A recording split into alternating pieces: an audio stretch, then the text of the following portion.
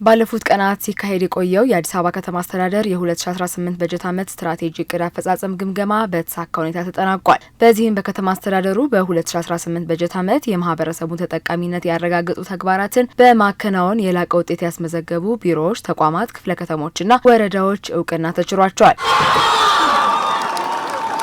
በከተማዋ በበጀት ዓመቱ በተለያዩ መስኮች የታቀዱና በስትራቴጂ የተከወኑ ተግባራት ከ96 በመቶ በላይ አፈጻጸም ያስመዘገቡ ሲሆን ይህም አበረታች ውጤት መሆኑን የአዲስ አበባ ከተማ ከንቲባ ወይዘሮ አዳነች አቤቤ ገልጸዋል።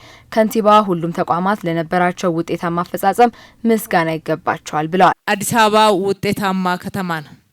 ውጤታማነታችንን እጅግ በጣም ጎልቶ ካቀርናቸው አጠቃላይ ያለምናቸው ያቀርናቸው ያስቀመጥናቸውን ከ96 እጅ በላይ ውጤታማ ማድረግ ችለናል። ይሄኛው ውድድር ስለሆነ ነው እንጂ ሁሉም ተቋማቶችን ሁሉንም ክፍለ ከተሞች ሁሉንም የካቢኔት ሴክተርስ መሸለም አይቻልም እንጂ ሁላችሁም እንድትበረታቱ እንፈልጋለን።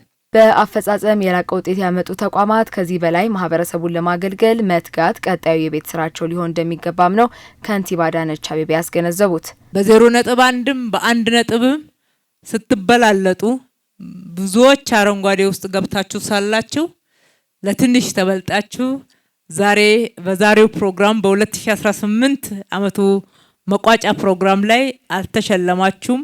ነገር ግን የሰራችሁት ስራ ለህዝባችሁ ያገለገላችሁት አገልግሎት ያደረጋችሁት አስተዋጽኦ ሁሌ ሲሸልማችሁ ሁሌ ሲያመሰግናችሁ ሲያስደንቃችሁ ይኖራል።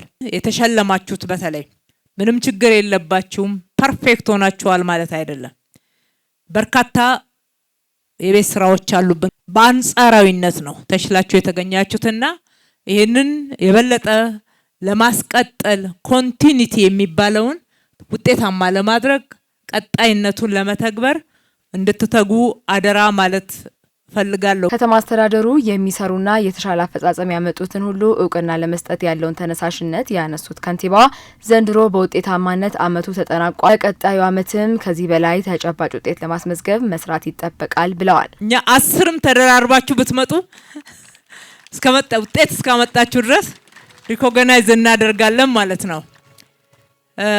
በጥቅሉ የዘንድሮ ውጤታማ ሆኗል። ለሚቀጥለው ዓመት ጠንካራ መንግስት መስርተን ህዝባችንን በቅንነት በታማኝነት በበለጠ ትጋትና ውጤታማነት ለማገልገል ፈጣሪ አምላክ ያብቃን።